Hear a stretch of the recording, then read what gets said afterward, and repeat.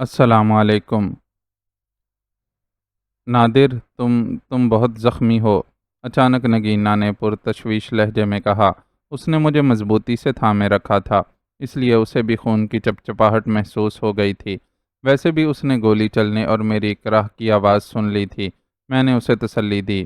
Bike اب مین شاہراہ سے نکل کر بیرون شہر نکلنے والے جی ٹی روڈ پر آ گئی تھی۔ نادر، تم بہت زخمی ہو، پلیز اپنے بارے میں کچھ سوچو، نگینا نے دوبارہ کہا۔ اس کے لہجے میں پریشانی اور حد درجے کی تشویش تھی۔ اسے اپنے بارے میں اس قدر متفکر پا کر جیسے میرے مضروب شانے کی اذیت کا احساس ہوا ہو چلا تھا، تاہم اسے سمجھانا ضروری تھا، لہٰذا بولا، نگینا صاحبہ، آپ میری فکر نہ کریں، میں بالکل ٹھیک ہوں۔ آپ نے دیکھ لیا کہ کبیر نے پولیس کا سہارا لینے کی بجائے ایک بدنام زمانہ گینگسٹر کالا ناگ اور اس کے گرگوں کا سہارا لیا تھا۔ یہ لوگ بہت خطرناک ہیں، میں ان کا مقابلہ کر سکتا ہوں، مگر میرے پاس وقت نہیں ہے۔ میری نگہت بستر علالت پر زندگی کی آخری گھڑیاں گن رہی ہے، اور میں اس کی اس مختصر ہوتی زندگی کی ان گھڑیوں کو ہر ممکن طریقے سے طویل تر کرنا چاہتا ہوں۔ مجھے مت روکیں نگینا صاحبہ، اس وقت میرے سر پر صرف اور صرف میری محبوب بیوی کی زندگی بچانے کی دھن سوار ہے، لیکن اس کے ساتھ ساتھ میں آپ کو بھی نہیں بھولا۔ آپ کی حفاظت بھی میرا اولین فرض ہے۔ میں اپنی ذاتی غرض کی خاطر آپ پر ذرا بھی کوئی آنچ نہیں آنے دوں گا۔ نگینا صاحبہ، میری نظروں میں آپ کی حیثیت ایک عظیم محسن کی سی ہے۔ اگر خدا نخواستہ آپ کو ذرا بھی کچھ ہوا تو میں ساری زندگی خود کو معاف نہیں کر پاؤں گا۔ میں اتنا کہہ کر خاموش ہو گیا۔ مجھے اپنے عقب میں بیٹھی نگینا کی رکت آمیز سسکاری سنائی دی۔ کیا ہوا؟ کیا آپ رو رہی ہیں؟ میں نے تشویشناک لہجے میں پوچھا۔ اس نے کوئی جواب نہ دیا۔ اچانک نگینا نے چلا کر مجھے خبردار کیا، نادر، دشمن کی گاڑی تعاقب میں آ رہی ہے۔ میں سناٹے میں آ گیا اور موٹر سائیکل کے عقب نما میں دیکھا۔ سبز رنگ کی ہائی روف فل سپیڈ سے دوڑی چلی آ رہی تھی۔ میں نے بھی بائک کی رفتار بڑھا دی۔ میرا ذہن تیزی سے کام کر رہا تھا۔ میں نے اندازہ لگایا کہ ہائی روف میں اس وقت صرف 3 افراد ہی ہو سکتے ہیں، کالا ناگ، کبیر اور ان کا ایک آدھ گرگا۔ ہائی وے مضافات کی طرف جا رہی تھی۔ دشمنوں سے پیچھا چھڑانا لازمی تھا۔ سڑک کے دائیں بائیں پہاڑی سلسلہ تھا، آگے ٹول پلازا تھا، مگر اس سے ذرا پہلے ہی سڑک کے پہلو سے ایک تنگ سی ول کھاتی ذیلی سڑک پہاڑی سلسلے کی طرف جاتی دکھائی دی۔ میں نے فوراً ہی اس ذیلی سڑک کی طرف بائک موڑ دی۔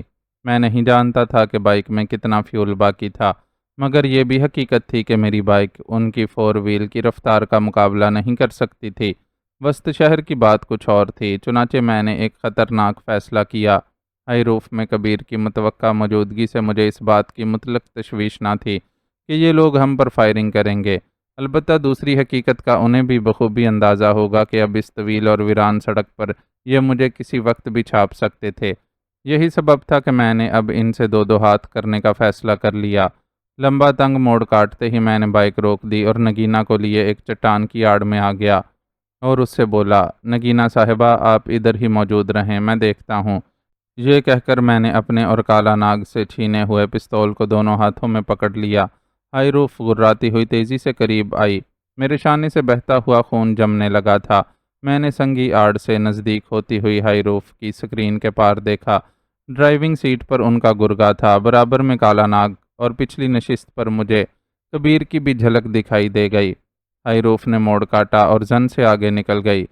میں نے ایک ٹھنڈی سانس خارج کی، پھر دوسرے ہی لمحے پلٹا، نگینا کے پاس آیا اور اس کا ہاتھ پکڑے ہی پہاڑی سلسلے کے تنگ دروں کی طرف بڑھ گیا۔ پھر ایک ویران گپھا دیکھ کر میں فوراً اس میں داخل ہو گیا۔ گپھا اندر سے زیادہ گہری نہیں تھی۔ میں اندر جا کر بے دم سا ہو کر پتھریلی زمین پر گر گیا۔ تکلیف اور جریان خون نے مجھ پر نکاہت طاری کر دی تھی۔ میں پشت کے بل لیٹ گیا اور لمبے لمبے سانس لینے لگا۔ مجھے نگینا کی طرف سے یہ ڈر بھی پیدا ہونے لگا کہ کہیں وہ ان حالات کی کشاکش سے واپسی کا فیصلہ نہ کر لے۔ یہی وجہ تھی کہ میں اس کی زیادہ سے زیادہ ہمدردی حاصل کرنا چاہتا تھا۔ بس اب یہی ایک طریقہ تھا اسے رام رکھنے کا۔ اس کی نگاہوں میں رشک تھا، لیکن وہ یہ نہیں جانتی تھی کہ میں یہ سب اسی کی وجہ سے تو کر رہا تھا۔ اسے کیا معلوم تھا کہ میں اپنی محبت کو بچانے کے لیے یوں جان کی بازی لگائے بیٹھا تھا۔ دشمنوں کا خطرہ ابھی ٹلا نہیں تھا۔ مجھے پورا یقین تھا کہ ذرا آگے جا کر انہیں جب میری بائک کی آواز سنائی نہ دے گی تو وہ فوراً گاڑی روک کر بھوکے کتوں کی طرح میری تلاش میں پیدل ہی نکل پڑیں گے۔ مجھے شانے کی تکلیف نے نڈھال سا کر دیا تھا۔ دفتن مجھے اپنی پیشانی پر نرم و گداز ہاتھ کا لمس محسوس ہوا۔ ہاتھ کیا تھا؟ کیا جاں فضا احساس تھا؟ وہ میرے درد اور درد دل کی دوا تھا۔ میں نے آنکھیں کھولیں۔ نگینہ نے اپنا ہاتھ میری پیشانی پر رکھا ہوا تھا۔ اس کی آنکھوں کی گہرائیوں میں کسی دور ویران جنگل کے تالاب کی سطح پر ابھرتے اداس چاند کا سا عکس جھلملاتا محسوس ہوا۔ چہرے پر ایک نامعلوم جذباتی سا ارتعاش تھا اور نرم و گداز لبوں پر بن کہے لفظوں کی مہوم سی تھر تھراہٹ۔ نادر، بے اختیار اس نے مجھے پکارا۔ تمہارا زخم، میرا زخم بہت گہرا ہے نگینہ صاحبہ، میں نے مضروب شانے کی اذیت کو اندر ہی اندر پیتے ہوئے ہولے سے کہا۔ جانے کیوں اس کی آنکھیں چھلک پڑیں۔ آپ رو کیوں رہی ہیں نگینہ صاحبہ؟ میں نے بے اختیار تڑپ کر پوچھا۔ وہ گویا زخم پر جیسے اپنے ہاتھ کی ملائمت آمیزی کا تریاک رکھتے ہوئے رقت آمیز لہجے میں بولی، تم بہت زخمی ہو، پلیز لوٹ چلو، میں تمہاری بیمار بیوی کے لیے کچھ کرنے کی کوشش کروں گی۔ اس کی بات پر میرے ہونٹوں پر پھیکی مسکراہٹ ابھر آئی۔ نہیں نگینہ صاحبہ، محبت کرنے والے آگے ہی آگے جاتے ہیں، پیچھے مڑ کر دیکھیں گے تو پتھر کے بن جائیں گے۔ مگر یہ دیوانگی ہے، نگینہ نے کہا۔ محبت کا دوسرا نام دیوانگی ہی تو ہے نگینہ صاحبہ، میری آواز ڈوبنے لگی تھی۔ لیکن یہ بھی تو سوچو کہ تم زندہ نہیں رہے تو تمہاری بیمار بیوی کا کیا ہوگا؟ وہ تو بیچاری پھر زندہ بھی نہ رہ پائے گی، نگینہ سسکتے ہوئے لہجے میں کہہ رہی تھی۔ میں نے کہا، کوئی غم نہیں نگینہ صاحبہ، اگلے جہاں میں تو ہم دونوں مل جائیں گے نا، اور پھر میں اپنی نگہت کے سامنے سرخرو تو رہوں گا۔ میں اس کی جان بچانے کی خاطر کسی بھی مشکل سے پیچھے نہیں ہٹا۔ اب تو نگینہ کی آنکھیں بھی چھلک پڑی۔ میں چاہتا بھی یہی تھا کہ اسے اس حد تک متاثر کروں کہ وہ میرا ساتھ نہ چھوڑے۔ پھر یہی وہ لمحہ تھا جب نگینہ کی یاسیت زدہ اور غم اگیں کیفیات کو بھانپتے ہوئے میرے ذہن میں یکبارگی ایک نہایت عجیب اور بالکل انوکھا خیال ابھرا تھا، اور یہ عجیب اور انوکھا خیال اس لیے میرے دل میں ابھرا تھا کہ میں نے اب تک محسوس کیا تھا کہ نگینہ جب بھی میری فرضی کہانی کے ٹرانس میں آتی تو اداس سی ہو جاتی تھی، وہ کھو جاتی تھی۔ اس کے چہرے سے یوں لگتا تھا کہ جیسے وہ اپنے دل و دماغ کو کریدنے کے عمل سے گزرتی تھی، کچھ یاد کرنے کی کوشش کرتی تھی۔ میں سوچنے لگا کہ کیا جذبہ محبت میں اتنی بھی قوت نہیں ہے کہ وہ اپنی سوئی ہوئی محبت کو نہ جگا سکے؟ کیا محبت کا جذبہ اتنا کمزور بھی ہو سکتا ہے کہ اسے ایک خاص عمل کے ذریعے سلا دیا جائے، جیسا کہ اس مردود و ملعون شیطان کیلاشی عامل آروب نے نگینہ کے ساتھ کیا تھا؟ جبکہ یہ الوہی جذبہ تو خود ایک مسمریزم ہے، ایک عمل ہے، ایک سحر ہے۔ جس طرح لوہا لوہے کو کاٹتا ہے، اسی طرح سحر سے سحر کو کاٹا جا سکتا ہے۔ اس مردود کیلاشی عامل نے یقیناً نگینہ پر اس طرح کی ہپنوٹک تکنیک آزمائی تھی۔ مجھے مسمریزم یا ہپناٹزم کے بارے میں کچھ زیادہ معلومات تو نہ تھیں، تاہم جہاں تک مجھے علم تھا اس کے مطابق کبھی کبھی میں سوچتا تھا کہ بھلا کوئی آخر کب تک اس عمل کے فریب میں رہ سکتا ہے۔ مجھے محبت کی قوت سے اس سحر کو توڑنے کی پہم کوشش کرنا ہوگی۔ اس خیال نے مجھے اس لیے مہمیز کیا تھا کہ نگینہ خود بھی اپنی کچھ گمگشتہ یادوں کو اپنے ذہن میں لانے کی کوشش کرتی تھی۔ مجھے اس طرح اس کی خود کو کریدتی ہوئی سوچوں کو مزید تحریک دینا چاہیے تھی۔ بصورت دیگر مجھے ایک طویل اور کٹھن آزمائش سے گزرنا پڑتا۔ یہاں تو مسئلہ خود ہی حل ہو چکا تھا کہ نگینہ میری فرضی کہانی سے متاثر ہو کر جذبہ ہمدردی سے میرا ساتھ دینے پر مجبور ہو گئی تھی، مگر اس سے آگے اہم مرحلہ ابھی باقی تھا، یعنی کیلاش وادی میں داخل ہو کر اس کیلاشی عامل آروب کا پتہ لگانا، پھر اسے اس پر مجبور کرنا کہ وہ نگینہ پر دوبارہ عمل کر کے اس کے دل و دماغ میں سوئی ہوئی میرے حصے کی یاد کو دوبارہ تازہ کر ڈالے۔ یہ کوئی آسان کام تو نہ تھا، چنانچہ میں نے اس لمحے یہ اٹل اور مستحکم فیصلہ کر لیا کہ میں خود بھی نگینہ کو سجیسٹ کرنے کی کوشش کروں گا۔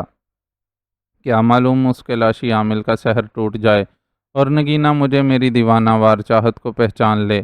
ایک امید تھی اور شاید کسی معجزے کا آسرا تھا۔ بہرطور میں نے اسے اپنی فرضی داستان غم کے اس قدر ٹرانس میں لے لیا تھا کہ میں جب بھی اس کا ذکر کرتا یا وہ پوچھتی ایسا ہی ہوتا تھا، تاہم میں نے اسے آبدیدہ پا کر اس سے کچھ نہ کہا۔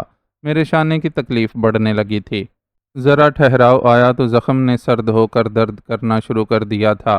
مجھ پر نکاہت کے باعث غنودگی طاری ہونے لگی تھی، مگر اس وقت میری جان بلکہ میری محبت سولی پر لٹکی ہوئی تھی۔ میں نے اپنی قوت ارادی کے بل پر تکلیف اور کمزوری کے بڑھتے ہوئے غلبے کو خود پر حاوی نہیں ہونے دیا تھا۔ میری آنکھیں شدید نکاہت سے بوجھل ہو رہی تھیں، مگر میں نے انہیں بند نہیں ہونے دیا۔ میں ڈھیلا پڑ کر خود کو بے ہوشی کی بھیانک وادیوں میں اترنے سے بچانے کی خاطر خود کو مصروف کرنا چاہتا تھا۔ میں اٹھ کر بیٹھ گیا، پھر اپنی قمیض اتاری اور زخم کا جائزہ لیا۔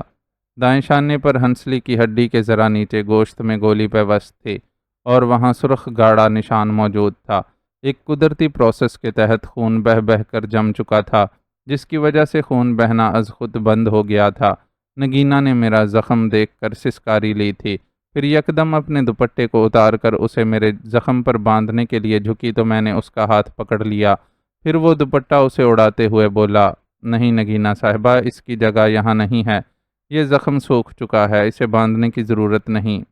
مگر وہ یکدم بولی تو میں نے اس کی بات کاٹی، اس پر اگر اب پٹی باندھوں گا تو زخم پھر سے رسنا شروع کر دے گا۔ کوئی موقع دیکھ کر میں اس کی باقاعدہ مرہم پٹی کرواؤں گا۔ ابھی میں دشمنوں کے گھیرے میں ہوں۔ میں نے اپنی بات پوری کی ہی تھی کہ اچانک ایک آواز پر میں بری طرح چونک اٹھا۔ یہ بہت ہلکی آواز تھی، نگینہ نے شاید نہیں سنی تھی، تاہم میرے چہرے پر چونکنے کے آثار دیکھ کر اس نے پوچھا، کیا ہوا؟ میں نے اپنے ہونٹوں پر انگلی رکھ کر اسے خاموش رہنے کا اشارہ کیا اور اپنے ہاتھ میں کالا ناگ کا پستول پکڑ لیا۔ اس کے پستول میں ابھی کافی گولیاں تھیں۔ میرے میگارد میں 2-3 ہی گولیاں باقی بچی تھیں، جبکہ میرے کیلیبر کے پستول کے فاضل راؤنڈ میرے پاس موجود تھے۔ میں نے قمیض پہن لی اور کالا ناگ سے چھینا ہوا پستول دائیں ہاتھ میں پکڑا۔ اس کے بعد نگینہ کو اپنی جگہ پر رہنے کی تاکید کر کے گپا سے باہر نکلنے کے لیے قدم آگے بڑھائے تھے کہ اچانک وہ آواز دوبارہ ابھری۔ اسی وقت میرے زخم میں بھی شدید ٹیس ابھری، جس نے مجھے اندر تک بلا کر رکھ دیا۔ میں ایک بار پھر وہیں پتھریلی زمین پر بے سدھ سا لڑک گیا۔ میری قوت ارادی جواب دینے لگی۔ نکاہت نے اس بار شدت سے حملہ کیا تھا۔ نگینہ میری طرف بڑھی، میرا دل و دماغ معاف ہونے لگا۔ میں بے ہوش نہیں ہونا چاہتا تھا۔ دشمن آس پاس منڈلا رہے تھے۔ میں نے اپنے ہونٹ دانتوں تلے چبا ڈالے، مگر بے سود۔ مجھ پر شدید غنودگی کا حملہ ہو چکا تھا۔ پہلے میرے ہاتھ سے پستول لڑکھا تھا، اس کے بعد شاید سر بھی ایک جانب ڈھلک گیا تھا۔ میں شاید بے ہوش ہو چکا تھا۔ بے ہوش ہونے سے ایک لمحہ قبل مجھے یوں لگا تھا جیسے اب میری آنکھ عالم بالا میں ہی کھلے گی، کیونکہ کبیر اور کالا ناگ میرے لہو کی بو سونگھتے پھر رہے تھے۔ وہ مجھے دیکھتے ہی بے ہوشی کے عالم میں گولی مار کر ہلاک کر سکتے تھے، لیکن نہیں، مارنے والے سے تو بچانے والا زیادہ طاقتور ہے۔ اسے ابھی میری زندگی عزیز تھی، اس نے ابھی مجھے انسان دشمن بیڑیوں کے لیے موت بنانا تھا، اسے ابھی میری پاک باز محبت کی تکمیل منظور تھی۔ میری آنکھ کھلی تو میں نے اپنے گرد نیم تاریکی محسوس کی، مجھے گھٹن کا بھی احساس ہونے لگا۔ چند ثانیے تک تو میرا دماغ سوچنے سمجھنے سے آری ہی رہا، لیکن پھر دوسرے ہی لمحے یکلخت میرے نیم غنودہ ذہن کی سکرین پر ایک دھماکہ ہوا اور گزرے واقعات کی پوری فلم فاسٹ فارورڈ کی طرح گھوم گئی۔ میں نے سب سے پہلے نگینہ کو پکارا، وہ میرے سرہانے ہی موجود تھی۔ اب کیسی طبیعت ہے آپ کی؟ اس کی تشویش زدہ مگر مدھر آواز نے جیسے مجھے سرشار کر دیا۔ طمانینت کی لہر سی میرے پارا پارا وجود میں دوڑ گئی۔ میں نے اسے دیکھا اور مضطربانہ بے چینی سے کہا، نگینہ صاحبہ، آپ خیریت سے تو ہیں نا؟ یہ کون سی جگہ ہے؟ میں آنکھیں پھاڑے نیم تاریکی میں گھورنے لگا۔ مجھے اپنے زخم میں بھی اب جلن کی بجائے ٹھنڈک کا احساس ہونے لگا۔ تب میں نے دیکھا کہ میرا اوپری جسم برہنہ تھا اور میرے دائیں شانے کے زخم پر کوئی عجیب و غریب مرہم لگایا گیا تھا۔ یہ شاید کوئی دیسی طریقہ تھا۔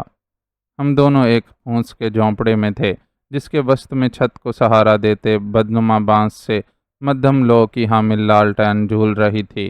دروازے پر بوسیدہ سا ٹاٹ جھول رہا تھا۔ باہر شام جھک آئی تھی۔ جھونپڑی کے محدود ماحول میں سردی محسوس ہو رہی تھی۔ مجھے حیرت ہوئی، یہ سب کیا تھا؟ ہم کہاں تھے؟ تاہم مجھے نگینہ نے بتایا کہ میرے بے ہوش ہوتے ہی وہ بری طرح پریشان ہو گئی تھی۔ وہ میرے دشمنوں کے ڈر سے باہر کسی مدد وغیرہ کی تلاش میں بھی گپا سے نہیں نکل سکتی تھی، لیکن پھر جب اس نے دیکھا کہ میرے زخم کا منہ ایک بار پھر کھل گیا تھا اور اس میں سے خون رسنے لگا تو اسے مدد کے لیے باہر نکلنے کا رسک لینا پڑا۔ تب اسے اتفاق سے ایک خانہ بدوشوں کا مختصر سا قافلہ جاتا دکھائی دیا اور نگینہ نے ان سے مدد کی درخواست کر ڈالی۔ پھر وہ لوگ مجھے اٹھا کر یہاں لے آئے اور ایک بوڑھے طبیب نے دیسی نسخے کے تحت میرے زخم کی مرہم پٹی کر دی۔ نگینہ نے بحالت مجبوری انہیں یہی بتایا کہ ہم دونوں میاں بیوی تھے اور اپنے دشمنوں سے جان بچانے اس علاقے میں آئے تھے اور اس تگ-و-دو میں مجھے گولی بھی لگی تھی۔ بوڑھے طبیب نے اپنی مہارت سے گولی نکال دی تھی اور اب ہم اس کے مہمان تھے۔ میں نے خدا کا شکر ادا کیا، پھر اپنی پتلون کی جیبوں میں رقم کی موجودگی کی تسلی کرنے کے بعد نگینہ سے بولا، میرا خیال ہے میرے دشمن بھٹک گئے ہیں، ہمیں فوراً نکل جانا چاہیے۔ میری بات پر نگینہ قدرے پریشانی سے بولی، ابھی ہمارا نکلنا خطرے سے خالی نہ ہوگا، تمہارا زخم پھر تازہ ہو سکتا ہے، اور پھر کیا خبر باہر پہاڑی وادی کی بھول بھلائیوں میں دشمن گھات لگائے بیٹھے ہوں۔ اب تو اندھیرا بھی پھیلنے لگا ہے، ہمیں اسی اندھیرے سے فائدہ اٹھانا ہوگا۔ میں نے کہا، لیکن نادر، میں ابھی باہر نکلنے کے حق میں نہیں ہوں، صبح تو ہو لینے دو، کم از کم ہم تو اب دوبارہ شہر بھی نہیں جا سکتے، وہ بولی۔ پھر باہر کسی کے ہولے سے کھانسنے کی آواز ابھری۔ اس کے بعد ایک تنومند شخص اندر داخل ہوا۔ وہ ایک نوجوان لڑکا تھا۔ نگینہ نے مجھے سرگوشی میں بتایا کہ یہ طبیب کا بیٹا زوار تھا۔ میں نے اس کے چہرے کی طرف دیکھا۔ وہ بغور عجیب نظروں سے میرے سرہانے بیٹھی نگینہ کو چند ثانیے گھورتا رہا۔ مجھے اس کا یہ انداز انتہائی ناگوار گزرا۔ پھر میرے ذرا قریب آ کر بے تاثر مسکراہٹ سے بولا، اب کیسی طبیعت ہے تمہاری؟ لہجہ مقامی اور خاصا اکھڑ سا تھا، تاہم اس نے اردو میں ہی بات کی تھی۔ میں ٹھیک ہوں اب، تم لوگوں کا بہت بہت شکریہ، میں نے کہا، لیکن میں تمہارے بابا کا بھی شکریہ ادا کرنا چاہتا ہوں جنہوں نے میرا علاج کیا، وہ کہاں ہیں؟ میری بات پر اس نے ایک بار پھر معنی خیز نظروں سے نگینہ کو گھورا، پھر مجھ سے بولا، شکریہ کی کیا بات ہے، یہ ہمارا فرض تھا۔ بابا اس وقت سو رہا ہے، مجھ سے کہا تھا کہ تمہاری خیریت معلوم کرتا رہوں۔ وہ ذرا رکا تو میں نے ایک بار پھر اس کا شکریہ ادا کرتے ہوئے کہا، تمہاری مہربانی، کیا تم ہماری ایک اور مدد کر سکتے ہو؟ ہاں، بولو، ہم یہاں سے نکل جانا چاہتے ہیں۔ اس وقت کہاں جاؤ گے؟ وہ بے تاثر لہجے میں بولا۔ اس نے ایک بار پھر نگینہ کی طرف دیکھا۔ اس کا یوں بار بار نگینہ کو گھورتے رہنا بہت ناگوار گزر رہا تھا۔ تاہم میں نے کہا، تم کسی سواری کا بندوبست کر دو، ہم کسی ایسے قصبے کی طرف نکل جانا چاہتے ہیں جہاں سے ہمیں آگے کی سواری مل سکے۔ وہ کچھ سوچنے کے انداز میں مستفسر ہوا، تمہارا منزل کون سا ہے؟ چترال، بے اختیار میں نے کہا، ہم چترال کی طرف روانہ ہونا چاہتے ہیں۔ اچھا، وہ پرسوچ انداز میں بولا، اچھا ٹھیک ہے، ابھی تم آرام کرو، میں صبح منہ اندھیرے جاؤں گا اور ایک خچر گاڑی بھی ساتھ لاؤں گا۔ یہاں سے 15-16 کلومیٹر کے فاصلے پر ایک چھوٹا سا قصبہ ہے، وہاں سے تم کو بس تو نہیں البتہ کوئی جیپ مل جائے گی جو تمہیں اس علاقے سے نکال کر وادی چترال تک پہنچا دے گی۔ تمہاری بہت مہربانی، میں نے ممنون لہجے میں کہا۔ پھر اس نے نگینہ کی طرف ایک عجیب سی نگاہ ڈالی۔ اس کے بعد وہ نگینہ کی طرف اشارہ کر کے مجھ سے دوبارہ بولا، اگر تمہاری یہ زنانی چاہے تو میری بیوی کے پاس سو سکتی ہے۔ نہیں، اس کی ضرورت نہیں، میں ادھر ہی ٹھیک ہوں۔ اس کی بات پر نگینہ نے فوراً اس سے اسپاٹ لہجے میں کہا۔ وہ جانے کے لیے پلٹا، پھر جیسے اچانک اسے کچھ یاد آیا وہ رک گیا، پھر اس مرتبہ میری بجائے نگینہ سے مخاطب ہو کر بولا، تم لوگوں کا کن سے دشمنی چل رہا ہے؟ نگینہ اس کے سوال پر ذرا گڑبڑا سی گئی، مگر میں نے جواباً کہا، ہمارا اپنا قبیلہ ہی ہماری جان کا دشمن بن گیا ہے۔ اوہ اچھا، ویسے بابا نے مجھے بتایا تھا کہ اس وادی میں تمہارا دشمن تم دونوں کو ڈھونڈتا پھر رہا تھا۔ اس نے آخر میں عجیب سے لہجے میں کہا، لیکن تم فکر نہ کرو، تمہارے دشمن یہاں تک نہیں پہنچ سکتے۔ یہ کہہ کر وہ خاموشی سے لوٹ گیا۔ مجھے اس کے ارادے کچھ ٹھیک نظر نہیں آتے۔ اس کے جانے کے بعد نگینہ نے سرگوشی میں مجھ سے کہا، میں اس کی بات جھٹلا کے اسے دھوکے میں نہیں رکھنا چاہتا تھا، لہٰذا اسے محتاط رہنے کی خاطر تائیداً کہا، ہاں، مجھے بھی اس خانہ بدوش کی آنکھوں میں خباثت محسوس ہوئی ہے، لیکن نگینہ صاحبہ آپ بالکل پریشان نہ ہوں، میں اس سے ایک پل کے لیے بھی غافل نہیں رہوں گا۔ اگر اس نے آپ کے ساتھ غلط حرکت کرنے کی ذرا سی بھی کوشش کی تو اس کا بہت برا حشر کروں گا۔ میرے جوش خیز سے لبریز لہجے پر نگینہ عجیب سی نگاہوں سے مجھے تکنے لگی، پھر اس کے گداز لبوں پر موہوم سی مسکراہٹ ابھری اور بولی، پھر تمہارا کیا خیال ہے، اس پر بھروسہ کیا جائے کہ کل صبح منہ اندھیرے یہ ہمیں ایک خچر گاڑی میں کسی مطلوبہ قصبے تک پہنچا دے گا؟ دیکھتے ہیں، صبح تو ہو لینے دیں، میں نے کہا، پھر اس کی آنکھوں میں تھکن اور نیند کے تاثرات بھانپ کر بولا، آپ ایسا کریں، تھوڑا سا آرام کر لیں، میری تو شاید طویل بے ہوشی میں نیند پوری ہو گئی ہے۔ اسے شاید سردی لگ رہی تھی، میں نے گرم سویٹر پہن رکھا تھا، وہ میں نے اسے پہنا دیا۔ سوکھی پیال پر ایک ہی بستر تھا جس پر میں بیٹھا ہوا تھا، اس لیے میں نے نگینہ کو اس پر آ جانے کا کہا اور اسے ڈھانپنے کے لیے چادر تھما دی۔ وہ جھجک رہی تھی۔ میں نے اس کے دائیں کاندھے پر ہاتھ رکھا اس نے چونک کر میری طرف دیکھا۔ میں نے مضبوط اور مستحکم لہجے میں اس سے کہا، نگینہ صاحبہ آپ بے فکر ہو کر سو جائیں، بس اس سے زیادہ میں کچھ نہیں کہوں گا۔ یہ کہہ کر میں جھونپڑی سے باہر آ گیا اور دروازے کے قریب سکڑ سمٹ کر بیٹھ گیا۔ دور پہاڑیوں پہ سرد شام اتر رہی تھی اور وادی میں سناٹا چھانے لگا تھا۔ مجھے چند اور جھونپڑیاں بھی دکھائی دی تھیں، مگر وہ ہماری جھونپڑی سے خاصے فاصلے پر تھیں۔ یہ جھونپڑی الگ تھلگ مقام پر ایک ہموار قطع پر تھی۔ آسمان صاف تھا، وقت گزرتا جا رہا تھا۔ نگینہ اندر گہری نیند سو رہی تھی۔ سرد شام اب ٹھٹھرتی رات کی تاریکی میں بدل گئی تھی۔ شفاف آسمان پر ننھے منھے تارے ٹمٹمانے لگے تھے۔ میرے عین سامنے ایک بلند پہاڑ کی چوٹی پر دمکتا چاند کسی پہاڑی دوشیزہ کے کنوارے اور نوخیز مکھڑے کی طرح جھانکتا نظر آ رہا تھا۔ دور کہیں وادی میں پہاڑی پرندے ببو ببو کی سوگوار سی ہوک بن کر ابھری۔ رات دبے پاؤں سرک رہی تھی۔ بھاری سیل کی طرح گزرنے والا ہر پل ٹھٹکے ہوئے دل و دماغ پر آنے والے وقت کے اندیشوں کی اسرار بھری دھمک دیتا ہوا گزر رہا تھا۔ اچانک مجھے کہیں قریب ہی آہٹ سنائی دی۔ میں نے چونک کر آہٹ کی سمت دیکھنے کی کوشش کی۔ چٹکی ہوئی چاندنی میں مجھے ایک سایہ نظر آیا۔ میرے اعصاب تن گئے اور میں نے بلا تاخیر اپنا پستول نکال کر ہاتھ میں پکڑ لیا۔ غالباً اس پراسرار سائے نے بھی مجھے ٹھٹکتے دیکھ لیا تھا۔ یہی سبب تھا کہ وہ یکدم ایک طرف چھپنے کی کوشش کرنے لگا۔ میں نے اسے آواز دی، کون ہے؟ وہ رک گیا۔ اس نے گرم اور موٹی چادر کی بکل ماری ہوئی تھی۔ میرے پکارنے پر وہ میری طرف بڑھا۔ میں نے پستول والا ہاتھ اس کی طرف کر دیا۔ وہ قریب آیا تو میں اسے پہچان گیا۔ وہ خانہ بدوش طبیب کا بیٹا زوار ہی تھا۔ اس کی آنکھوں میں عجیب سی وحشت ہلکورے لے رہی تھی۔ تب پھر اچانک میں نے اپنے قدموں کے سامنے پتھریلی زمین پر چاند کی روشنی میں ایک اور سایہ متحرک ہوتے دیکھا۔ کوئی میرے عقب میں تھا۔ میرے اندر کوئی چیخا۔ میں یک لخت پلٹا مگر مجھ پر چھلانگ لگا دی گئی۔ سب سے پہلے مجھے میرے پستول سے محروم کر دیا گیا اور ایک زوردار ٹھوکر میرے پیٹ پر رسید کر دی گئی۔ میں اس اچانک حملے پر بلبلا کر رہ گیا۔ وہ دو لہیم شہیم افراد تھے جن کا تعلق یقینی طور پر انہی خانہ بدوشوں سے تھا۔ مجھے یہ بھی سمجھنے میں دیر نہ لگی کہ زوار خان اپنی کسی ناپاک سازش کے تحت ہی دو ساتھیوں کے ہمراہ یہاں آیا تھا۔ بہر طور پیٹ پر پڑنے والی ٹھوکر کی شدید تکلیف کو دانتوں تلے دباتے ہوئے میں نے سنبھلنے کی کوشش کی اور رکوع کے بل جھک کر ٹھوکر مارنے والے کے پیٹ پر سر کی زوردار ٹکر رسید کر دی۔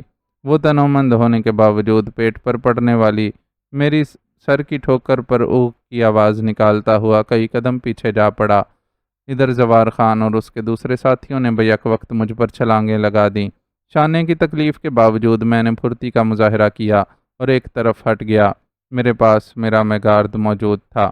وہ دونوں جیسے ہی اپنی ہی جھونک میں آگے نکلے، میں نے پھرتی سے جیب میں ہاتھ ڈال کر میگارد نکال لیا، لیکن دوسرے ہی لمحے میرے حلق سے تیز کراہ سی خارج ہو گئی۔ پہلے والے نے جسے سر کی ٹکر میں نے ماری تھی، اس نے ایک نوکیلا پہاڑی پتھر میرے پستول والے ہاتھ پر دے مارا تھا۔ نتیجتاً میرے ہاتھ سے میگارد بھی نکل گیا۔ اچانک مجھے نگینہ کی چیخ سنائی دی۔ میں نے جھونپڑی کی طرف دیکھا۔ چاند کی روشنی میں مجھے وہ جھونپڑی کے باہر کھڑی نظر آئی۔ اس ہنگامے سے وہ جاگ گئی تھی، لیکن اس نے باہر نکلنے کی سخت بے وقوفی کی تھی۔ زوار خان اور اس کا دوسرا ساتھی نگینہ کی طرف جھپٹے۔ میں اپنے دونوں پستولوں سے محروم ہو چکا تھا۔ چاند کی روشنی میں ناہموار پتھریلی زمین پر پستول تلاش کرنا دقت طلب کام تھا۔ تب پھر اچانک میں نے زوار خان اور اس کے ساتھی کو نگینہ کی طرف جھپٹتے دیکھا۔ نگینہ نے خوفزدہ ہو کر چیخنے کے لیے منہ کھولا تو زوار خان نے اس کے منہ پر ہاتھ رکھ دیا۔ میرے سر پر جیسے خون سوار ہو گیا۔ نگینہ کو خبیث زوار خان اور اس کے بدخصلت ساتھی کے قبضے میں بے بس چڑیا کی طرح پھڑپڑاتا دیکھ کر میرے رگو پے میں آتش غیظ و جنوں کی نفرت انگیز سنسناہٹیں دوڑ گئیں۔ کتے، کمینے، میں حلق کے بل چیخا اور جیسے ہی قدم بڑھائے کہ دوسرے ساتھی نے میرا راستہ روک کر میرے چہرے پر ایک گھونسا جڑ دیا۔ اس کے بھاری برکم مکے کی زوردار ضرب سے مجھے اپنا جبڑا ہلتا محسوس ہوا۔ ایک لمحے کو میرا دماغ جھنجھنا اٹھا، پھر میرے کانوں سے زوار خان کی پرغیز آواز ٹکرائی۔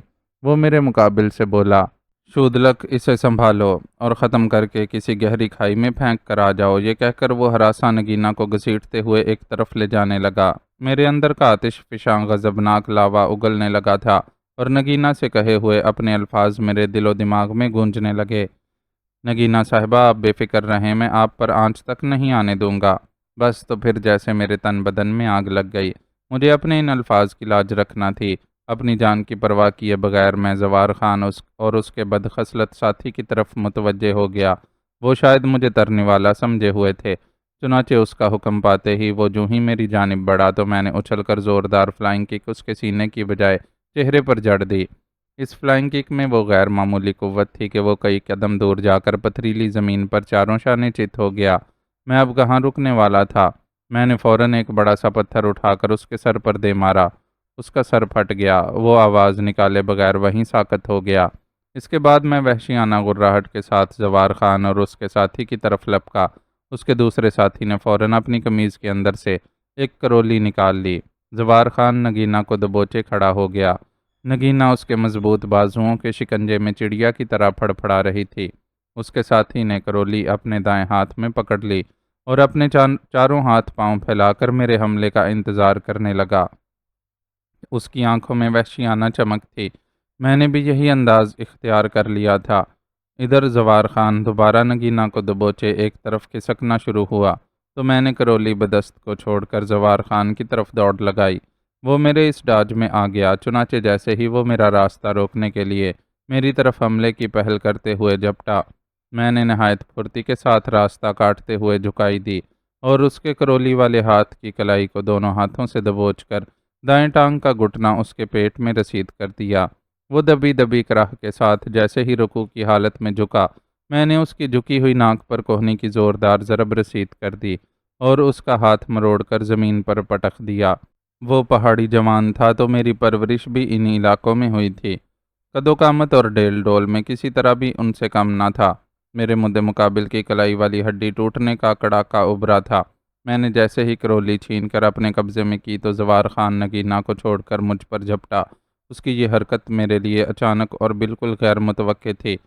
یہی سبب تھا وہ میرے زخم پر گھونسا رسید کرنے میں کامیاب ہو گیا۔ مارے اذیت کے میرے حلق سے چیخ خارج ہو گئی۔ اس نے میرا کرولی والا ہاتھ دبوچ لیا۔ میرا زخم کھل گیا تھا اور اس میں سے خون بہنے لگا تھا۔ ظالم نے بڑی نازک جگہ پر وار کر کے مجھے نڈھال کر دیا تھا۔ اس نے کرولی میرے ہاتھ سے چھین لی اور بڑی نفرت خیز غراہٹ کے ساتھ میرے پیٹ میں گھونپنا چاہی تو نگینہ کے حلق سے چیخ نکل گئی۔ میں نے بروقت ایک طرف ہونے کی کوشش کی، مگر میں زخم کھلنے کی وجہ سے کچھ زیادہ پھرتی کا مظاہرہ نہ کر پایا اور کرولی کے ظالم وار نے میرے پہلو میں جان کشیدہ چرکا لگا ہی دیا۔ میرے حلق سے کرب انگیز کراہ خارج ہو گئی۔ میرا دایاں پہلو ادھڑ سا گیا تھا۔ اس نے سنبھل کر دوبارہ مجھ پر کرولی سے وار کرنا چاہا، مگر اب مجھے نگینہ اور اس کی عزت کی حفاظت کے سوا کچھ یاد نہیں رہا تھا۔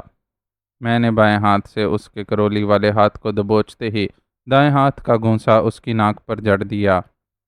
وہ چند ثانیے کے لیے جھنجھنا کر رہ گیا تھا۔ اس کی زخمی ناک سے بل بل خون بہنے لگا تھا۔ میں نے اس لمحاتی موقع سے بھرپور فائدہ اٹھایا اور کرولی پر اس کے ہاتھ کی گرفت کمزور پڑتے ہی میں نے کرولی اس کے ہاتھ سے چھینی اور اس کے پیٹ میں گھونپ دی۔ وہ کرہ چیخ مار کر وہیں ڈھیر ہو گیا۔ نگینہ میری طرف لپکی۔ چلو نگینہ، یہاں سے فوراً نکلنا ہوگا، میں نے زخموں سے چور ہانپتی آواز میں اس سے کہا۔ لیکن نادر، تم بہت زخمی ہو گئے ہو، وہ آنسو بھری آنکھوں اور درد سے لبریز لہجے میں بولی۔ میں ٹھیک ہوں، چلو جلدی ٹھہرو، میں ابھی آئی۔ اچانک جیسے اسے کچھ یاد آ گیا تھا۔ پھر اس سے پہلے کہ میں اس سے کچھ استفسار کرتا، وہ دوڑتی ہوئی جھونپڑی کے اندر داخل ہوئی۔ میں الجھ کر رہ گیا تھا، نہ جانے وہ جھونپڑی کے اندر سے کیا لینے گئی تھی۔ پھر چند ہی سیکنڈ بعد وہ پلٹی تو میں نے اس کے ہاتھ میں کوئی شے پکڑی ہوئی دیکھی۔ وہ تیزی سے دوڑتی ہوئی میرے پاس آئی۔ میں اپنے ہتھیاروں سے محروم ہو چکا تھا، جنہیں تلاش کرنا بے حد ضروری تھا۔ یہ میری خوش قسمتی تھی کہ میرا میگارد مجھے نظر آ گیا، جسے میں نے لپک کر اٹھا لیا۔ میرے دشمنوں کی کراہیں بدستور گونج رہی تھیں۔ قبیلے والے جاگ جاتے تو معاملہ سنگین ہو سکتا تھا۔ میں اور نگینہ ہر طرف پھیلی چاندنی میں نامعلوم سمت کی طرف بڑھ گئے۔ نگینہ نے مجھے بتایا تھا کہ بوڑھے طبیب نے مرہم کی بقیہ مقدار وہیں جھونپڑی میں رہنے دی تھی۔ وہ وہی اٹھانے کے لیے لپکی تھی۔ تھوڑی دور نکل آنے کے بعد ہم ایک تنگ درے سے نکلے اور ایک قدرتی طور پر بنے چٹانی چھجے تلے بیٹھ گئے۔ میں پتھریلی دیوار سے پشت ٹکائے بیٹھ گیا اور ہانپنے لگا۔ نگینہ جلدی جلدی مرہم کی پوٹلی کھولنے لگی۔ میں نے اس سے کہا، نگینہ صاحبہ، آپ ٹھیک تو ہیں نا؟ میری بات پر اس کے پوٹلی کو کھولتے ہوئے ہاتھ تھم گئے۔ وہ کسک زدہ نگاہوں سے مجھے تکنے لگی، پھر چھلنی لہجے میں بولی، تم کس مٹی کے بنے ہوئے ہو؟ تمہاری جان پر بنی ہوئی ہے، اور تم بار بار میری خیریت پوچھتے رہتے ہو۔ تم زندہ رہو گے تو اپنے مقصد میں کامیابی حاصل کرو گے نا؟ لیکن نگینہ صاحبہ، میرے ذمہ آپ کی بھی حفاظت فرض ہے۔ میری فکر نہ کرو، صرف اپنے مقصد اور مفاد کی فکر کرو۔ وہ بولی تو اب بے اختیار میرے لبوں سے بھی نکل گیا، میرا مقصد اور میرا مفاد صرف تم ہو۔ وہ چونک کر میری طرف دیکھتے ہوئے بولی، اور مجھے فوراً اپنی غلطی کا احساس ہوا۔ میں نے جلدی سے بات بناتے ہوئے کہا، بے شک ایک طرح سے میرا مفاد آپ کی زندگی سے وابستہ ہے، تاکہ میں آپ کے باپ سے تاوان کے طور پر ایک خطیر رقم حاصل کر سکوں، مگر مجھ پر یہ بھی تو لازم ہے کہ میں آپ کا بال بھی بیکا نہ ہونے دوں، کیونکہ میں یہ تو جانتا تھا کہ وہ کمینہ زوار خان اور اس کے دونوں بدخصلت ساتھی آپ کو جان سے مارنا تو نہیں چاہتے تھے، لیکن آپ کی عزت پر بھی ذرا آنچ نہیں آنے دوں گا۔ کیوں، تمہیں میری عزت سے کیا لینا دینا؟ وہ چلا کر بولی، اگر وہ تمہیں ہلاک کر دیتے تو تمہاری بیوی کا علاج کس طرح ممکن ہوتا؟ وہ تو بستر مرگ پر ایڑیاں رگڑ رگڑ کر مر جاتی۔ اگر وہ بدخصلت زوار خان میری عزت سے کھیل کر مجھے چھوڑ دیتا تو کیا برا تھا؟ میں زندہ تو رہتی نا، مگر تم نے اپنی جان خطرے میں ڈال کر۔ ابھی اس نے اتنا ہی کہا تھا کہ میں نے ایک زوردار تھپڑ اس کے گال پر رسید کر دیا۔ رات کے سسکتے ہوئے سناٹے میں چٹاخ کی آواز ابھری اور نگینہ دم بخود میرا چہرہ تکنے لگی۔ تم نے ایسا کیوں کہا؟ میں اسے گھورتے ہوئے فرتے جوش سے سرخ ہو کر بولا، مجھے تمہاری عزت اپنی جان سے زیادہ عزیز ہے۔ کیوں کہا تم نے ایسا؟ جواب دو مجھے نگینہ، تم نے میری محبت کو اتنا لاوارث کیوں سمجھا؟ مجھ پر گویا پاگل پن کا دورہ پڑ گیا تھا، اور نگینہ وہ مارے حیرت کے پھٹی پھٹی نظروں سے مجھے تکے جا رہی تھی۔ اچانک مجھے کچھ احساس ہوا۔ میں نے فوراً اپنی جلتی سلگتی کیفیات پر قابو پایا اور اپنا سر چٹانی چھجے کی پتھریلی ناہموار دیوار سے ٹکا کر آنکھیں موند لیں۔ پھر میں چند گہری گہری سانسیں لے کر اپنے وجود میں دہکتے ابال پر قابو پاتے ہوئے اپنے دونوں ہاتھ جوڑ کر بولا، نگینہ صاحبہ، مجھے معاف کر دینا۔ مجھے آپ پر ہاتھ اٹھانے کا کوئی حق نہ تھا مجھے۔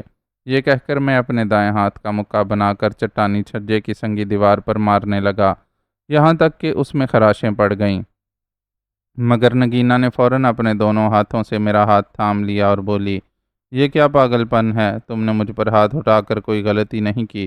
چلو چھوڑو، اپنی قمیض اتارو، میں یہ مرہم لگا دوں۔ پھر اس نے قمیض اتارنے میں میری مدد کی۔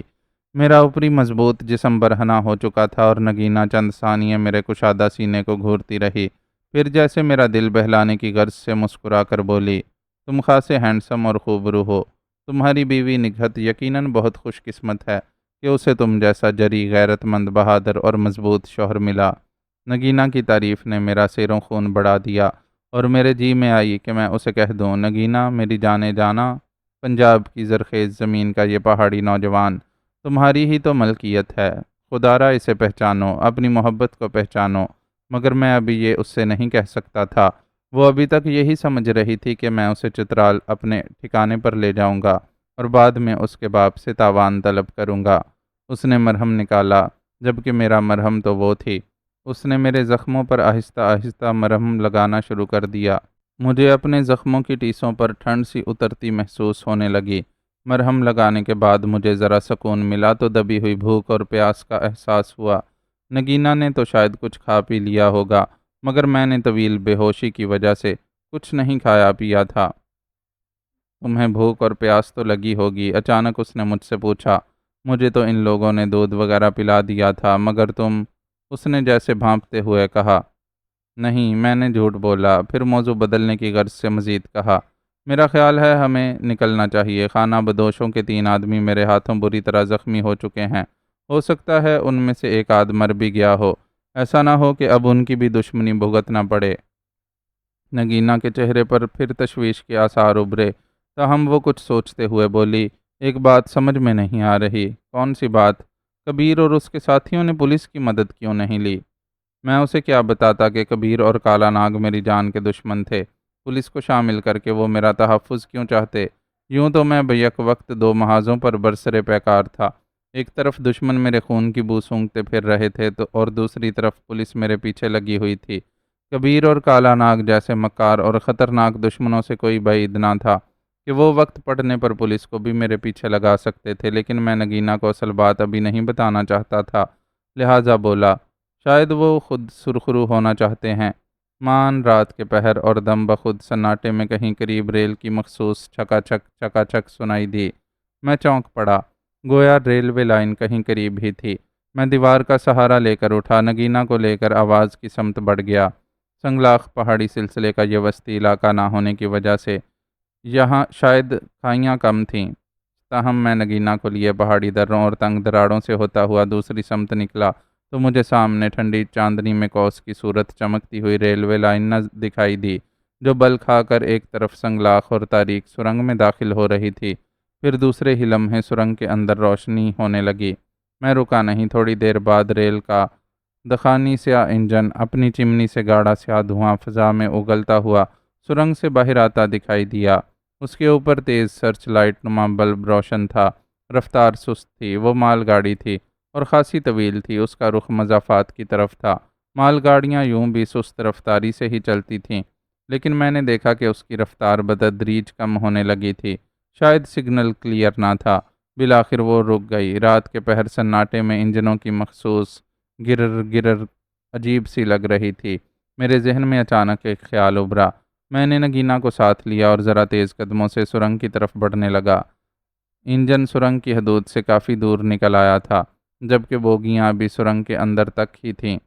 مال گاڑیاں یوں بھی طویل ہوتی ہیں۔ میں نگینا کے ساتھ سرنگ کے قریب پہنچا۔ میرا ارادہ مال گاڑی کی کسی بوگی میں سوار ہونے کا تھا، لیکن جہاں تک میں دیکھ سکتا تھا بوگیوں کے دروازے بند اور سیل تھے، مگر میں نے ہمت نہیں ہاری اور پٹڑی کے ساتھ ساتھ بوگیاں دیکھتا آگے بڑھنے لگا۔ اچانک ایک بوگی پر مجھے سیل نظر نہ آئی، مگر بوگی کے دروازے کو آہنی کنڈا چڑھا ہوا تھا۔ میں آگے بڑھا اور کنڈا کھول دیا۔ ٹھیک اسی وقت گاڑی رینگنا شروع کر دیا۔ میں دروازہ کھول چکا تھا اور جلدی سے آگے بڑھ کر نگینا کے نرم و نازک وجود کو بازوؤں میں اٹھا کر بوگی کے اندر داخل کیا اور پھر خود بھی سوار ہو گیا۔ بوگی میں اناج کی بوریاں لدی ہوئی تھیں۔ ایک خالی جگہ پر میں اور نگینا سکڑ سمٹ کر بیٹھ گئے۔ گاڑی نے معمول کی رفتار پکڑ لی۔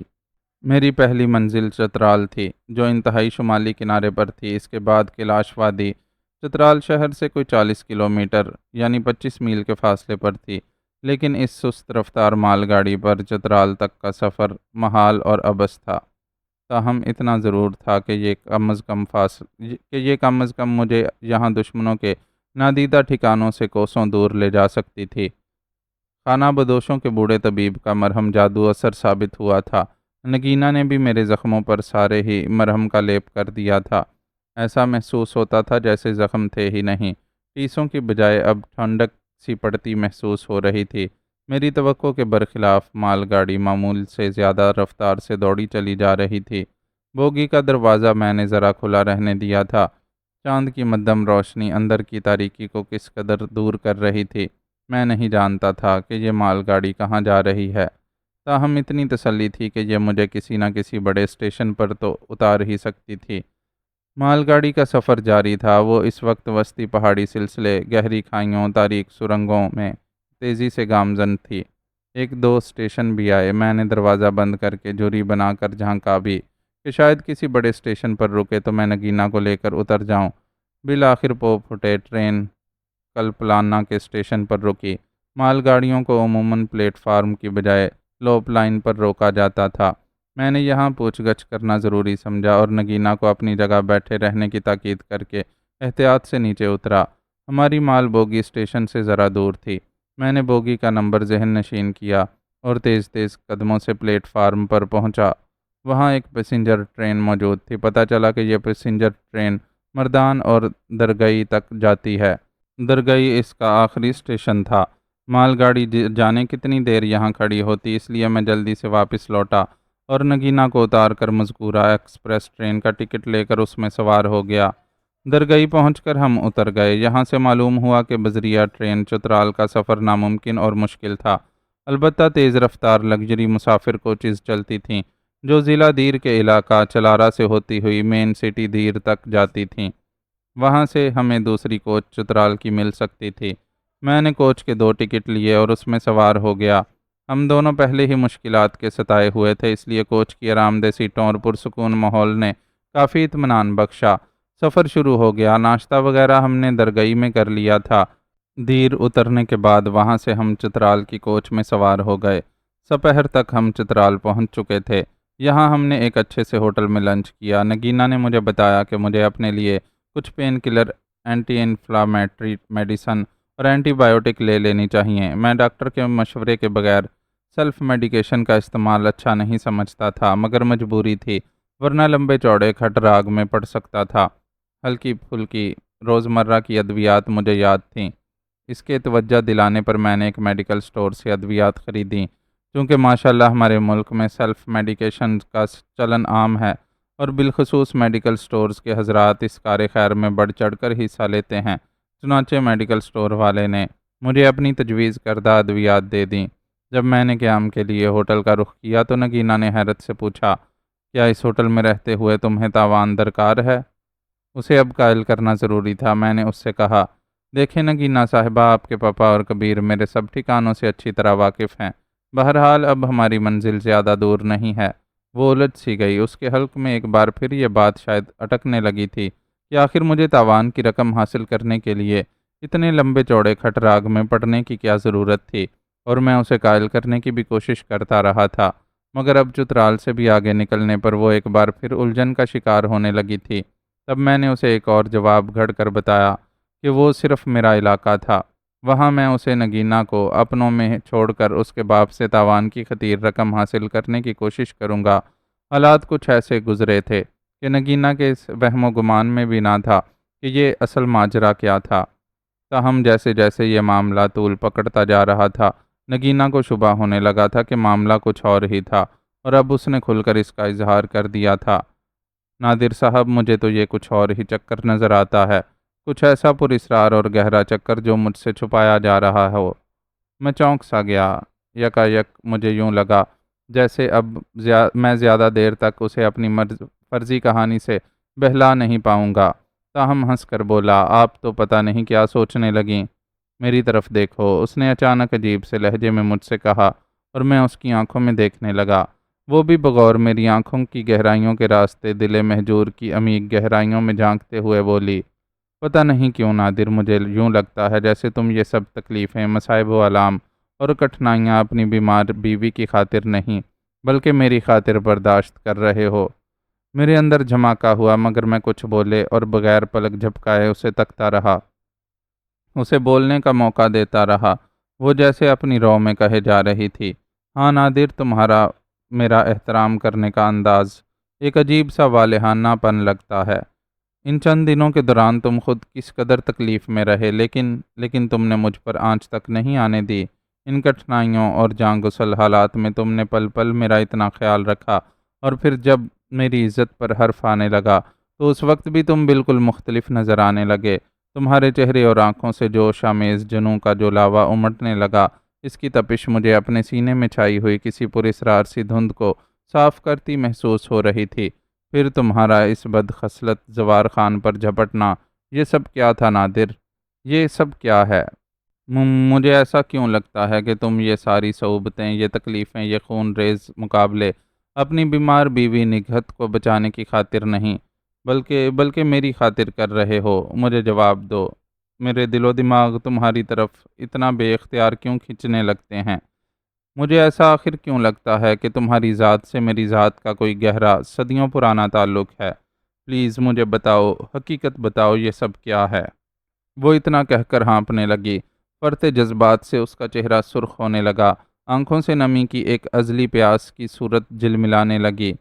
مجھے یوں لگا جیسے اب وقت آ گیا ہے کہ میں اسے حقیقت بتا دوں، کیونکہ اب وہ خود ذہنی طور پر یہ پراسرار حقیقت جاننے پر مائل ہے۔ شاید اس کے دل و دماغ پر چھائی ہوئی دھند سے مجھے دیکھ کر اپنے پن کی صدائے غیب ابھرنے لگی تھی۔ ایسے میں مجھے برمحل شعر یاد آ گیا۔ تب میں نے اس بار اسے نگینا صاحبہ کے لاحقے سے پکارنے کے بجائے اس کے نام سے پکارتے ہوئے کہا، نگینا، میں تمہیں پہلے ایک شعر سناؤں۔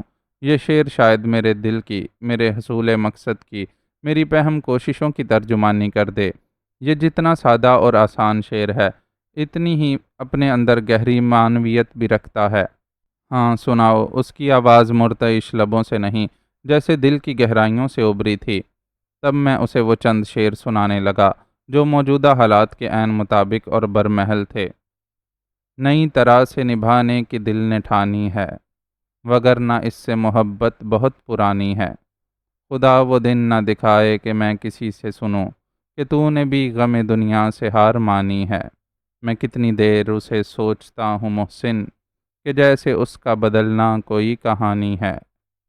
مجھے یہی چند اشعار یاد تھے۔ میں خاموش ہو گیا۔ وہ یک ٹک میرا چہرہ تکنے لگی۔ وہ درون خانہ ایک زبردست کشاکش سے گزر رہی تھی۔ ان برمحل اشعار نے جیسے اس کے اندر ہلچل سی مچا دی تھی۔ اس کے چہرے پر ارتعاش کی سی کیفیت طاری تھی۔ پھر اس کے لب متحرک ہوئے اور اس کی لرزیدہ آواز ابھری، نادر، تم کس کرب سے گزر رہے ہو؟ مجھ سے مت چھپاؤ، میں ان اشعار کا مطلب سمجھ گئی ہوں۔ مجھے بتاؤ آخر تم کون سی جستجو میں ہو؟ تم جب بھی میری طرف دیکھتے ہو تو مجھے تمہاری آنکھوں سے ایک گہرا کرب چھلکتا ہوا محسوس ہوتا ہے۔ ایک غم نہاں کی کیفیت تمہارے چہرے سے واضح نظر آتی ہے۔ پھر جیسے میں اپنے آپ میں نہ رہا، میرے ضبط کے بند ٹوٹ گئے۔ میرے اندر کا درد، انکہا دکھ، خسوخا شاخ کی طرح اس روانی سے مجھے بہا لے گیا کہ میں نے اسے حقیقت بتا دی۔ وہ جیسے پتھر کی مورت بن گئی۔ کئی سوچتی دھڑکتی ساعتیں خاموشی سے گزر گئیں۔ کئی دم بخود لمحات کسی اپنے پن کی تشنا آرزوؤں کے ساتھ پیاس بن کر بیت چلے۔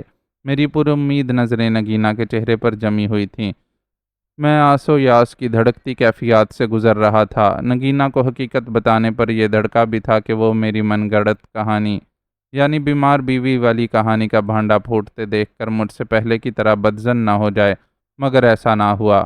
اس نے میرے ساتھ جو لمحات گزارے تھے، کم از کم ان کی سچائیوں کو وہ جھٹلا نہیں سکتی تھی، اور پھر بقول اس کے، خود اس کے اپنے دل نے بھی اپنے پن کی گواہی دی تھی، اور اس نے خود مجھ سے حقیقت بتانے کی درخواست کی تھی۔ پھر اس کے لبوں پر کپ کپاہٹ ابری، نادر، کیا تم سچ کہہ رہے ہو؟ ہاں نگینہ، ہاں، یہ سچ ہے۔ یہی سچ ہے کہ میری یہ ساری جستجو اور تگ و دو صرف اور صرف تمہارے لیے اور تمہاری وجہ سے ہے۔ میں نے دل کی گہرائیوں سے کہا، نگینہ میری بات کا یقین کرو۔ میں تمہیں اپنی بے لوث محبت کو قصر فنا میں گرنے سے بچانا چاہتا ہوں۔ میں تمہیں در حقیقت کیلاش وادی لے جانا چاہتا ہوں تاکہ اس بدبخت کیلاشی عامل آروب کے ذریعے تمہارے اندر کی دھند کو صاف کر سکوں جو مجھے تم سے ذہنی اور دلی طور پر دور کرنے کی ایک گھناؤنی سازش کے تحت تمہارے اندر پھیلا دی گئی ہے۔ ہاں نگینہ، اس بدبخت کیلاشی عامل آروب کے ذریعے کبیر اور کالا ناگ نے تم پر یہ خاص عمل کروایا ہے۔ وہ عامل مجھے ٹیلی پیتھی کا ماہر معلوم ہوتا ہے۔ اب شاید وہی تمہارے دل و دماغ سے میری گمگشتہ یادوں کو دوبارہ تازہ کر سکتا ہے۔ حیرت انگیز، مجھے یقین نہیں آ رہا۔ کیا وہ عامل پر اسرار علوم کا ماہر ہے؟ نگینہ نے حیرت سے پوچھا۔ میں نے ایک گہری سانس لے کر کہا، نہیں، وہ پر اسرار علوم کا ماہر نہیں ہے، مگر لگتا ہے وہ ٹیلی پیتھی کی خاصی سوجھ بوجھ رکھتا ہے۔ اس نے تمہارا برین واش کر دیا ہے، یعنی تمہارے خانہ دل و دماغ سے صرف اور صرف مجھ سے متعلق یادداشت کو صاف کر ڈالا ہے، جبکہ تم اپنے پاپا اور دیگر عزیزوں کو پہچان سکتی ہو۔ لیکن تم اب آخر کس طرح اس کیلاشی عامل آروب کو مجبور کرو گے کہ وہ مجھ پر عمل کر کے میرے اور تمہارے حصے کی یادوں کو دوبارہ ابھار سکے؟ نگینہ نے مضطربانہ لہجے میں پوچھا۔ تو میں نے زہریلی مسکراہٹ سے کہا، یہ تم مجھ پر چھوڑ دو نگینہ، میں اسے مجبور کر کے ہی رہوں گا، چاہے اس کے لیے مجھے اس کی جان کیوں نہ لینی پڑے۔ میرے مضبوط اور مستحکم لہجے نے اسے کچھ سوچنے پر مجبور کر دیا۔ میں بغور اس کے چہرے کا جائزہ لے رہا تھا۔ وہ عجیب سی کشمکش سے دوچار نظر آ رہی تھی۔ شاید اسے میری بات ماننے میں تامل تھا۔ پھر وہ میری طرف دیکھنے لگی اور ہولے سے مسکرائی۔ میرا دل خوشی سے بلیوں اچھلنے لگا، کیونکہ میں نے اس کے چہرے پر ایک خاص اور معنی خیز چمک دیکھی۔ نادر، اگر یہ سچ ہے تو یقیناً میرے لیے ایک حیرت انگیز ٹریجڈی ہے جو ناقابل یقین بھی ہے۔ یہ سچ ہے نگینہ، یہ سچ ہے، میں نے پر اعتماد لہجے میں کہا۔ وہ عجیب کشمکش میں مبتلا نظر آتی تھی۔ میں نے ہولے سے پوچھا، کیا بات ہے نگینہ؟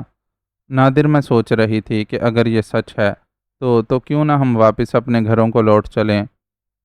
پھر میں سوچتی ہوں کہ تمہاری یادوں کا، تمہاری باتوں کا سرمایہ میرے دل و دماغ میں یقیناً کسی خزانے، کسی سرمایہ حیات سے کم تو نہ ہوگا، تب اپنے واپس جانے کا ارادہ یہ سوچ کر ترک کر لیتی ہوں کہ اس بدبخت کیلاشی عامل سے مجھے اپنی چھینی ہوئی متاع یاد دلداری واپس لینی چاہیے۔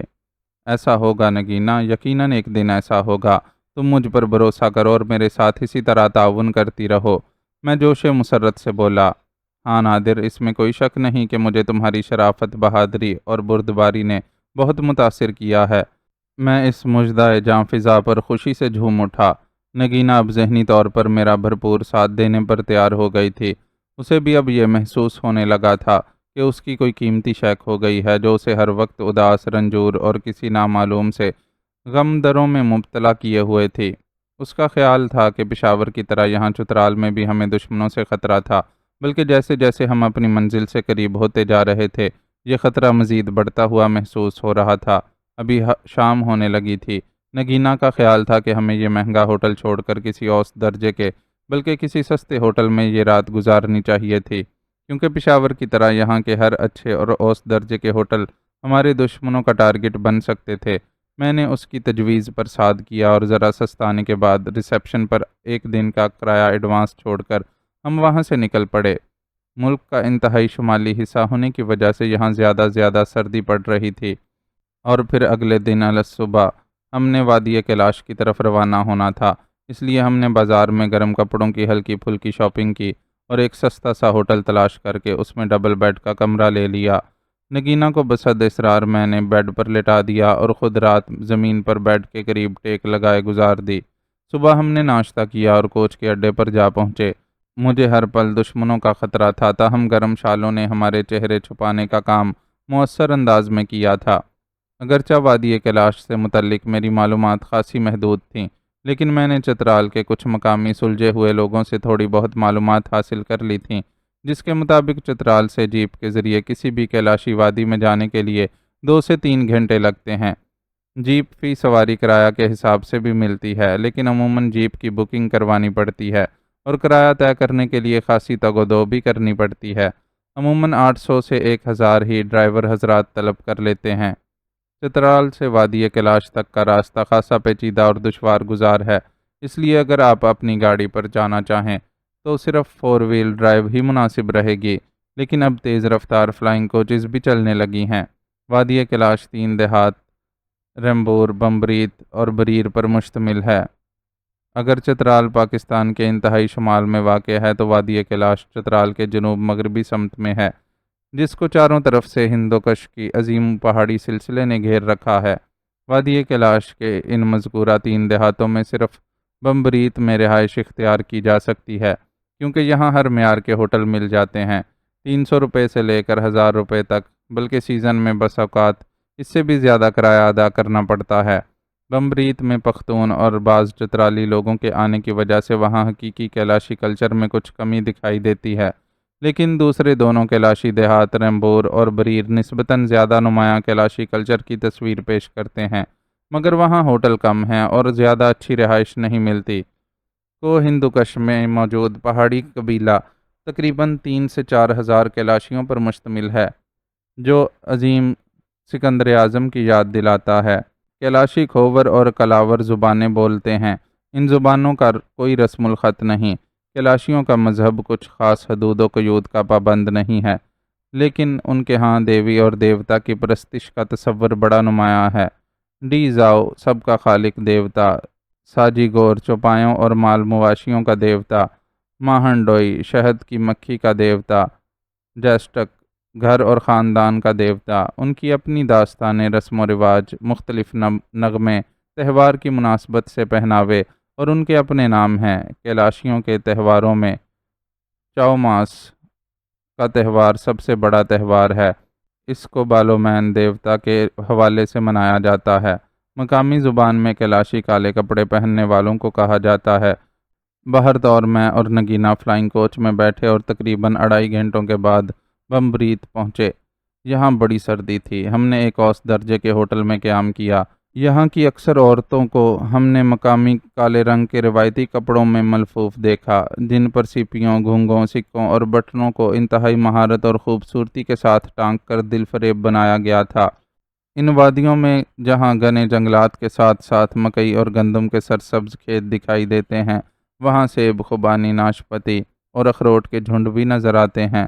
میں اور نگینہ باوجود دیگر حالات کے اس حسین و طلسماتی وادی میں کھو سے گئے۔ نگینہ نے مجھے ایک گائیڈ رکھنے کی تجویز دی تھی۔ میں نے تگ و دو کی تو ایک نوجوان چترالی لڑکا داور خان مجھے مل گیا۔ داور خان کی عمر بمشکل 18 سال تھی۔ وہ ایک یتیم بے سہارا لڑکا تھا، اس کا دنیا میں کوئی نہ تھا، مگر اسے یہاں کے بارے میں حیرت انگیز معلومات حاصل تھیں۔ میں نے اسے مستقل طور پر ساتھ رکھنے کا فیصلہ کر لیا۔ وہ بھی خوش ہو گیا۔ اب مسئلہ اس کیلاشی عامل آروپ کو تلاش کرنے کا تھا، جسے بہرحال راز رکھنا تھا۔ میں نے داور خان کو کہا کہ ہم دونوں میاں بیوی، میں اور نگینہ، ایک اخبار سے تعلق رکھتے ہیں اور کیلاشی وادی کی سیر بھی کرنا چاہتے ہیں، اور سیر حاصل معلومات بھی۔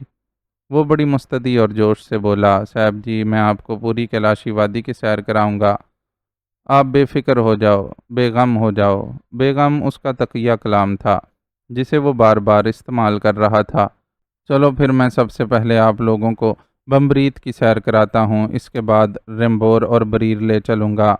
میں نے کہا، بھائی ہم بمبریت تو گھوم چکے ہیں، تم ایسا کرو کہ ہمیں رمبور لے چلو، وہاں رہائش کا انتظام تو ہوگا نا؟ ہاں ہاں صاحب جی، کیوں نہیں؟ مگر وہ اچانک کچھ کہتے کہتے رکا تو میں نے پوچھا، مگر کیا؟ صاحب جی، رمبور اور بریر اس وادی کے اندرونی دیہات ہیں، وہاں رہائش کے لیے اچھے ہوٹل تو نہیں ہیں، لیکن رات پڑ گئی تو آپ لوگوں کو کسی مڑی میں رہائش اختیار کرنا ہوگی۔ مڑی یہ کیا ہوتی ہے؟ صاحب جی، مڑی چھوٹی چھوٹی جھونپڑیوں کو کہتے ہیں۔ وہ مسکرا کر بولا، باہر سے آنے والوں کو وہاں کے مقامی لوگ رات بھر بسر کرنے کے لیے کرائے پر دیتے ہیں۔ اچھا اچھا، ٹھیک ہے، کوئی بات نہیں، ہم کون سا ہمیشہ کے لیے رہنے آئے ہیں، اپنا کام کرنے کے بعد 2 ایک روز میں لوٹ ہی جائیں گے، تم چلو، میں نے کہا، اور ہم بمبریت سے روانہ ہوئے۔ اس وقت دن کے 11 بجے کا عمل تھا۔ ہم ایک خچر گاڑی میں بیٹھ کر پہنچے۔ راستے میں داور خان نے بتایا کہ آج کل چاموس کا خاص تہوار منانے کی تیاریاں کی جا رہی ہیں، اور اس موقع پر خصوصاً عورتوں نے مخصوص سیاہ لبادے پہن رکھے ہوتے ہیں، جسے مقامی زبان میں چھٹیوں کہا جاتا ہے۔ بالوں کی چوٹیاں بناتی ہیں، گلوں میں ڈھیروں مالائیں پہنتی ہیں، اور سر پر کوپاس لیا جاتا ہے۔ یہ کوپاس اون کے کپڑے، موتیوں، پھولوں، گھنٹیوں وغیرہ سے بنایا جاتا ہے۔ خچر گاڑی سے اترے تو میں نے دانستہ داور سے مذہبی عبادت گاہوں کی سیر کرنے کا کہا، کیونکہ مجھے معلوم تھا کہ وہ مردود کیلاشی عامل آروب ایک مخصوص گروہ کا روحانی پیشوا بھی تھا۔ میں باتوں باتوں میں داور کے ذریعے اس کا کھوج لگانا چاہتا تھا۔ داور ہمیں عبادت گاہیں دکھانے چل پڑا۔ ان میں ڈیزاؤ، ساچی گور، ماہنڈوئی، جیسٹک کے نام قابل ذکر تھے، مگر مجھے آروب نامی وہ کیلاشی عامل کہیں دکھائی نہ دیا۔ اگرچہ میں اسے پہچانتا تو نہ تھا، مگر میں نے ابھی سوائے ان دیوتاؤں کے کسی روحانی پیشوا کا تذکرہ نہیں سنا تھا۔ تب میں نے خود ہی داور خان سے پوچھا، ان لوگوں کا آخر کوئی روحانی پیشوا تو ہوگا؟ بہت کم، داور بولا۔ تمہیں ان سے واقفیت ہے؟ اگر آپ کو ان سے ملنا ہے تو ان کے جشن میں شامل ہونا پڑے گا، وہ بولا۔ میں نے اس بات میں سر ہلا دیا۔ تہوار کے پہلے دن کی ابتدا ہو چکی تھی، جو شیشاؤ سچک کہلاتا تھا۔ اس کے بعد جشن چلم جیش منایا جاتا تھا۔ اب یہ اتفاق تھا یا ہماری خوش قسمتی کہ یہ دسمبر کا ہی مہینہ تھا، اور ان کے تہوار اسی مہینے میں منائے جاتے تھے۔ ہمارے نوعمر گائیڈ داور کے کہنے کے مطابق یوں تو اپریل سے لے کر ستمبر وادی کیلاش میں رہنے کے لیے بہترین ہے، البتہ ونٹر ٹریکنگ کے شائقین کی الگ بات ہے۔ ذرا شام ہوئی تو تہوار عروج پر گیا۔ ایک تہوار کی تقریب کالاشی آگرم میں ہو رہی تھی۔ میرا ذہن ٹھٹک گیا۔ مجھے یاد آیا کہ آروب اس وادی کے ایک مخصوص گروہ کا روحانی پیشوا تھا۔ ہم وہاں پہنچ گئے۔ کالاشی آگرم سب سے اونچا گاؤں تھا اور دریا کے ساتھ تھا۔ دوران تہوار مرد کھلی آگ سے شیشاؤ بناتے ہیں۔ یہ ایک مخصوص انداز کی روٹی ہوتی ہے۔ وہاں کوئی عورت نہیں ہوتی۔ نگینہ سحر زدہ سی یہ سب دیکھ رہی تھی۔ میری طرح اسے بھی یہ بالکل ایک الگ تھلگ دنیا محسوس ہو رہی تھی۔ میں بغور ان لوگوں کو دیکھ رہا تھا۔ اس دوران عورتیں اور لڑکیاں مخصوص گیت گاتی وہاں گئیں۔ تب میں نے ایک عمر رسیدہ کیلاشی کو دیکھا۔ وہ قبیلے کا بزرگ تھا۔ وہ ایک مخصوص لکڑی سے عورت کے سر کو 3 بار چھوتا۔ چیڑ کی مشعلیں روشن تھیں، علاوہ ازیں بہت بڑا الاؤ بھی روشن تھا۔ میری نظریں اس عمر رسیدہ کیلاشی پر جمی ہوئی تھیں۔ اب خواتین کے ہاتھوں پر پانی ڈالا جا رہا تھا اور مرد انہیں اپنی پکی ہوئی روٹیاں دے رہے تھے۔ وہ عمر رسیدہ چھڑی چھوتے ہوئے بار بار ایک مخصوص لفظ سووچ ادا کرتا تھا۔ اس رات عورتوں نے بھی ایک مخصوص روٹی پکائی جسے جھاؤ کہا جاتا تھا۔ اس خصوصی روٹی میں پنیر اور کچلے ہوئے اخروٹ وغیرہ بھرے جاتے تھے۔ میں نے جب اس عمر رسیدہ آدمی کا پوچھا تو مجھے مایوسی ہوئی۔ اس کا نام آروبنا تھا۔ اگلا روز مردوں کے نہانے اور بالومین کے لیے تیاری کا تھا۔ داور خان کے کہنے پر ہم واپس ہو لیے اور ایک مڑی کرائے پر لے لی۔ اگلا دن بھی ان کا تہوار دیکھتے ہوئے گزرا۔ میں اب کالاشی آگرم سے دور نہیں جانا چاہتا تھا۔ وقت چمانجن رات کی تقریب تھی۔ یہ رات مشل بردار جلوس کی شکل میں تھی اور میری نظریں کسی ایسے انسان کی متلاشی تھیں جو اپنی وضاقتہ سے ان کا روحانی پیشوا نظر آتا ہو۔ ایک کیلاشی عورت نے نگینا سے مسکرا کر کہا، ایش پتھے بابا یور لیتا تازہ۔ نگینا اس کی زبان نہ سمجھ پائی تو داور خان نے مسکرا کر اس کا ترجمہ کرتے ہوئے نگینا سے کہا، میڈم یہ آپ سے پوچھ رہی ہیں کہ پیاری بہن کیا حال ہے؟ تب نگینا نے مسکرا کر اشاروں کی بین الاقوامی زبان میں اسے بتایا کہ وہ ٹھیک ہے۔ داور خان نے بھی بتایا کہ یہ لوگ آپ کو مخاطب کرنے کے لیے بابا یا بھایا کہیں گے۔ بہر طور وہ دن بھی یوں ہی ناکام گزر گیا۔ معزز ناظرین و سامعین، لائک، کمنٹس اور شیئر ضرور کریں۔ شکریہ۔